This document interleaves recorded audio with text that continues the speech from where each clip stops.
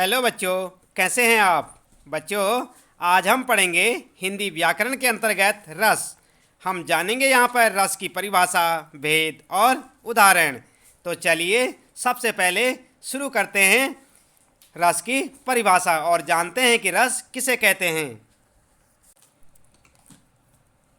तो बच्चों, आप ध्यान दें, सबसे पहले हम जानेंगे रस की परिभाषा। आप ध्यान दें, यहाँ पर कविता, कहानी या उपन्यास को पढ़ने से जिस आनंद की अनुभूति होती है उसे रस कहते हैं। आप देख रहे हैं ना कि जो कविता, कहानी हम पढ़ते हैं और उससे हमें आनंद की जो अनुभूति होती है, आपको भी आनंद आता होगा कविताएं पढ़ने में, उसी को क्या कहते हैं? रस कहते हैं। रस काव्य की आत्मा है और आचार्य विश्वनाथ ने साहित्य दर्पण में काव्य की परिभाषा देते हुए लिखा है। क्या लिखा है? वाक्यम रसात्मकम काव्यम, अर्थात रसात्मक वाक्य काव्य है। यानी कि जिस काव्य से काव्य में जो है रस की अनुभूति होती है, वही वाक्य जो है असल मायने में काव्य है। इसके बाद रसों के आधार भाव हैं। भाव मन के विकारों को कहते हैं। आप ध्यान दें यहाँ पर कि भाव क्या होते हैं? मन के विकारों को भाव कहते हैं। ये दो प्रकार के होते हैं। भाव कितने प्रकार के होते हैं? दो प्रकार के, अस्थाई भाव और संचारी भाव। यही काव्य के अंग कहलाते हैं। तो बच्चों, आप ध्यान दें, काव्य के अंग क्या कहलाते हैं? अस्थाई भाव और संचारी भाव। आज की इस वीडियो में हम आपको केवल अस्थाई भाव के बारे में बताएंगे। संचारी भाव, जिनकी संख्या सामान्यतः 33 मानी जाती है, इसके बारे में आप दूसरी वीडियो में जानेंगे। सबसे पहले अब आप ध्यान दें यहाँ पर कि अस्थाई भाव किसे कहते हैं। आप देख रहे हैं ना यहाँ पर अस्थाई भाव, रस रूप में पुष्ट होने वाला तथा संपूर्ण प्रसंग में व्याप्त रहने वाला भाव अस्थाई भाव कहलाता है। अस्थाई भाव 9 माने गए हैं, किंतु वात्सल्य नाम का 10वां अस्थाई भाव भी स्वीकार किया जाता है। तो बच्चों, यहाँ पर ध्यान देने वाली बात यह है कि जो अस्थाई भाव हैं सामान्यतः कितने माने जाते हैं? 9 माने गए हैं। यहाँ पर आप देख सकते हैं कि अस्थाई भाव 9 माने गए हैं, किंतु वात्सल्य नाम का 10वां अस्थाई भाव भी अब स्वीकार कर लिया गया है। भरत मुनि ने अपने ग्रंथ नाट्यशास्त्र में 8 रस ही माने थे। शांत और वात्सल्य को उन्होंने रस नहीं माना, किंतु बाद के आचार्यों ने शांत और वात्सल्य को रस माना है, जिस कारण अब रस 10 माने जाते हैं। नीचे क्रमशः पहले रस तथा उसके बाद अस्थाई भाव दिए गए हैं, तो आप यहाँ पर ध्यान दें।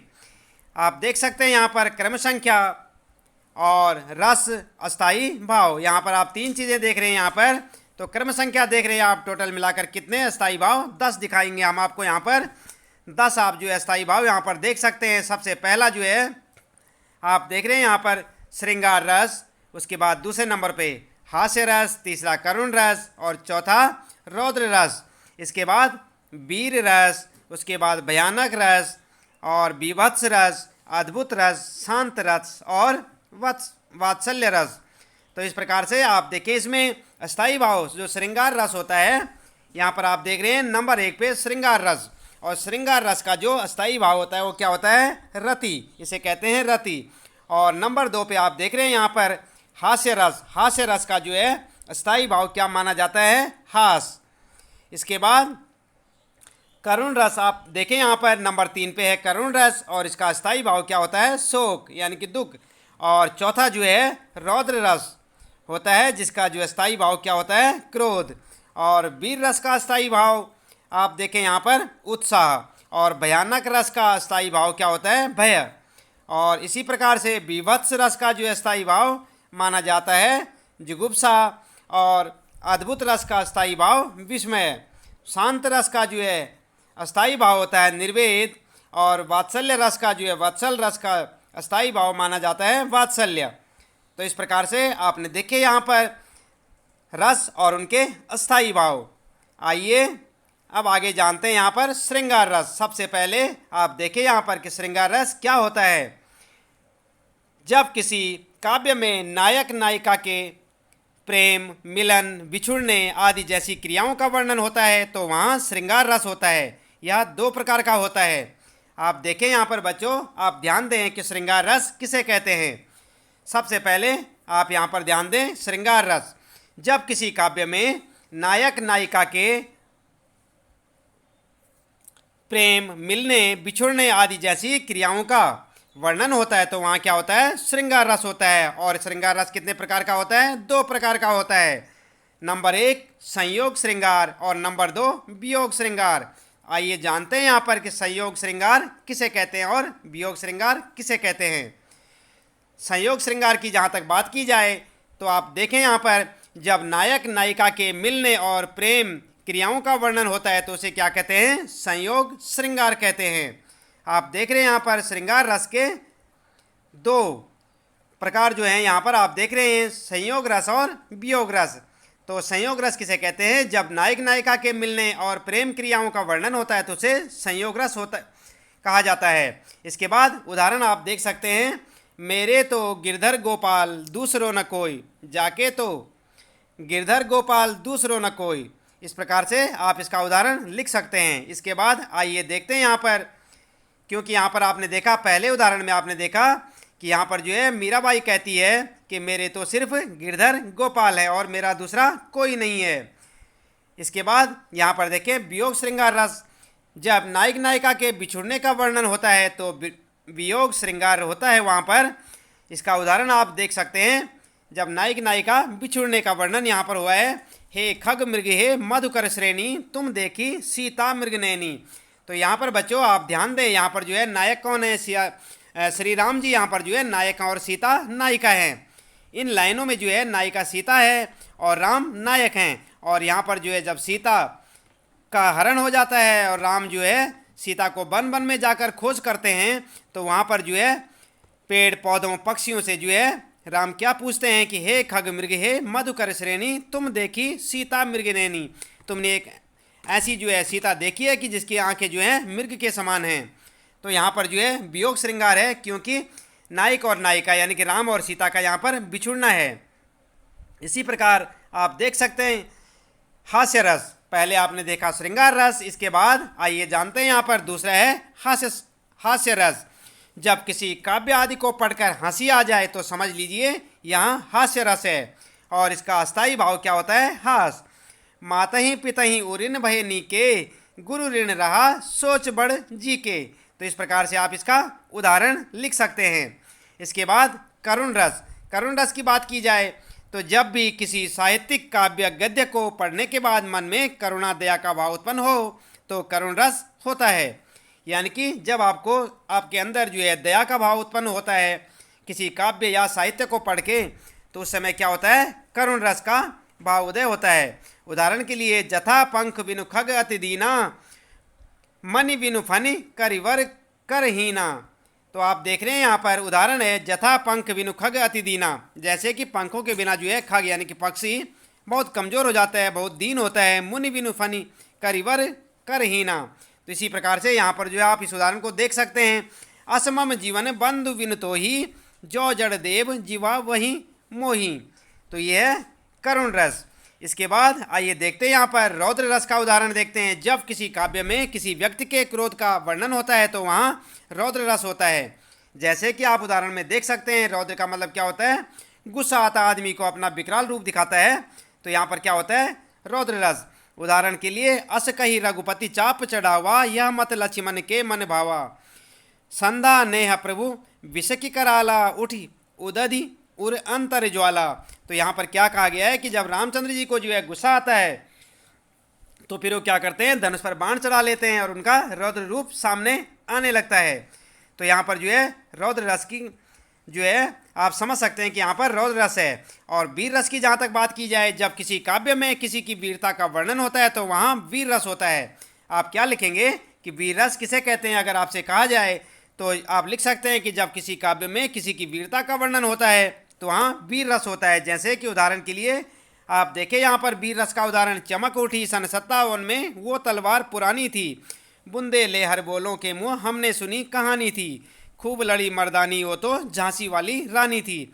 तो यहाँ पर जो है झांसी वाली रानी लक्ष्मीबाई की वीरता का वर्णन किया गया है। तो यहाँ पर जो है वीर रस की वीर रस का उदय हो रहा है। इसी प्रकार भयानक रस की अगर बात की जाए तो जब किसी काव्य को पढ़कर मन में भय उत्पन्न हो या काव्य में किसी के कार्य से किसी के भयभीत होने का वर्णन हो तो वहाँ पर क्या होता है, भयानक रस होता है। जैसे लंका की सेना कपि के गर्जन, रब से कांप गई, हनुमान के भीषण दर्शन से विनाशी भांप गई।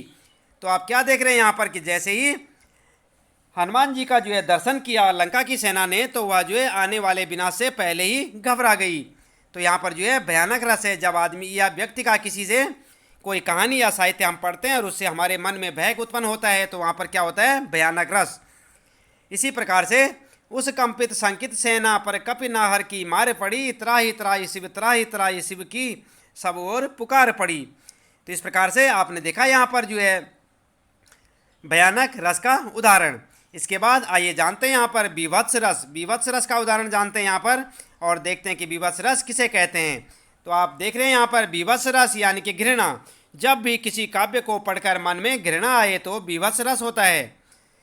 ये रस मुख्यतः युद्धों के वर्णन में पाया जाता है, जिनमें युद्ध के पश्चात लाशों, चील, कौओं का बड़ा ही घृणास्पद वर्णन होता है। उदाहरण के लिए कौ अंतड़िन की पहिरी माल, इत रात दिखावट, कौ चरवी ले चोप सहित निज अंग नीलावत, कौ मुंडिन ले मानि मोद कंदुक लो डारत, कौ रुंडनी पे बैठी करे जो फारी निकारत। यहाँ पर जो है वर्णन किया गया है कि जब युद्ध में काफ़ी सारे जो है लोग मर जाते हैं और वहाँ पर जो है लाशों का ढेर लग जाता है, तो जो चिड़िया होती हैं यानी कौवे, चील, ये क्या करते हैं, कोई अंतड़ियाँ निकाल देता है आदमियों की, कोई आंखें फोड़ देता है, कोई जिसको जो है उसका मुंड जो है काट कर जो है अलग ले जाते हैं कोई कुछ। तो इस प्रकार से ऐसे दृश्य जो है बड़े ही घृणास्पद दृश्य बन जाते हैं। तो ऐसे रस को क्या कहते हैं, बीभत्स रस, जिससे डरावना और घृणास्पद जो है दृश्य सामने आता है।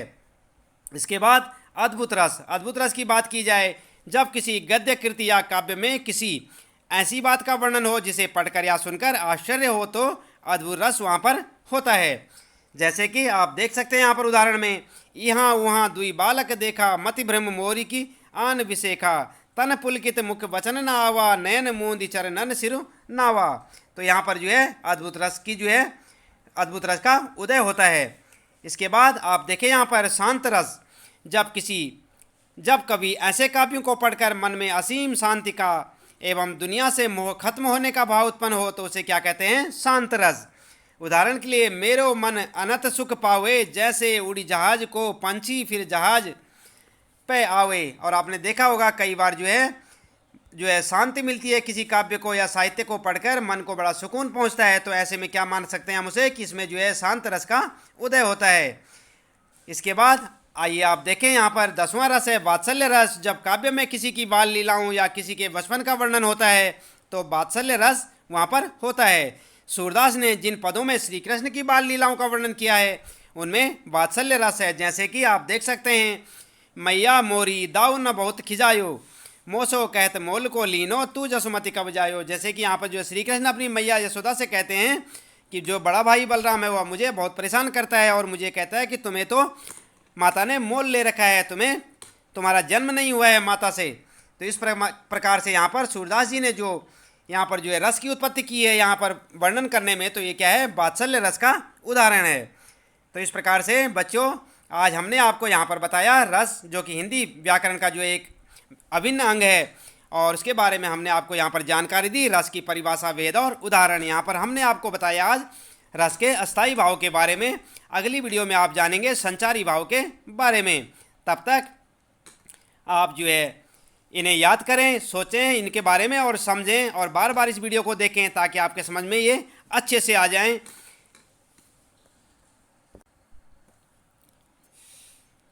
रस से संबंधित हिंदी व्याकरण के अंतर्गत भाग 2 संचारी भाव देखना ना भूलें। आज के लिए इतना ही काफ़ी है। आपका दिन शुभ हो।